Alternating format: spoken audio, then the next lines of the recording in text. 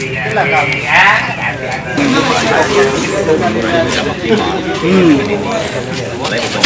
Jadi dengan adanya komunitas ini kita saling belajar, saling memberitahu, saling kasih contoh gitu kan. Sudah sejak kapan menggeluti bonsai ini? Bonsai ini sudah, kalau saya pribadi sudah sekitar 2 tahun. Dengan adanya KBP ini saya sangat terbantu. Jadi ada teman senior, ada junior, ada yang sudah mahir, ada yang baru. Jadi kita bisa saling memberitahu kan, saling melihat barang contoh bonsai. Jadi inspirasi kita terus untuk belajar gitu kan. Himbauan sekali lagi bagi seluruh anggota maupun anggota komunitas bonsai ataupun bukan, penggemar bonsai, taman, kalau kita berburu di hutan, itu tolong diperhatikan, jangan semua diambil. Lihatlah karakternya yang bagus, kalau memang bisa ambil. Habis itu kita budidaya lagi, kita tanam. Apalagi sejenis bonsai, yang namanya bonsai itu diangkat dari tanah, itu bisa ditanam lagi dengan cara dipotong, kita ambil, kita tanam. Jadi kelestarian hutan tetap terjaga, komunitas kita sebagai pecinta bonsai tetap bernama baik, tidak menjadi bumerang bagi alam sekitar kita. Dirinya komunitas kita ingin mengangkat bonsai kita yang selama ini vakum atau tidak ada nama di luar sana, dibanding luar kota yang bonsainya sudah membumi. Ya, kita punya keinginan bonsai Prabu Muli maju, bisa bersaing di luar, karena bonsai ini mempunyai nilai ekonomis yang tinggi.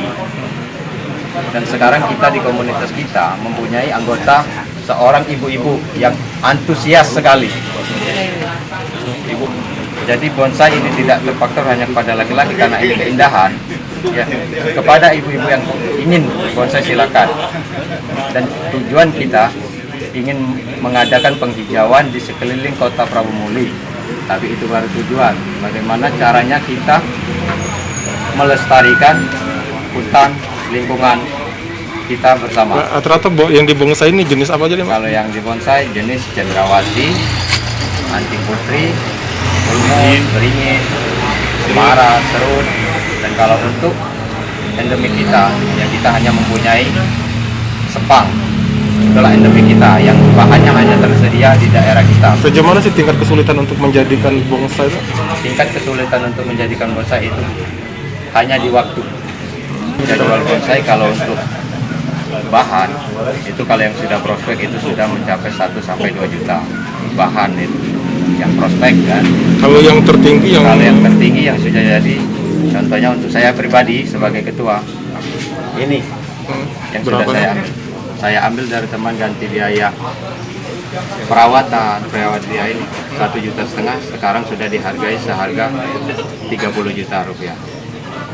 Itu yang sudah nyata di depan mata kita kan, dari 1,5 juta bisa mencapai 30 juta dengan waktu 3 tahun.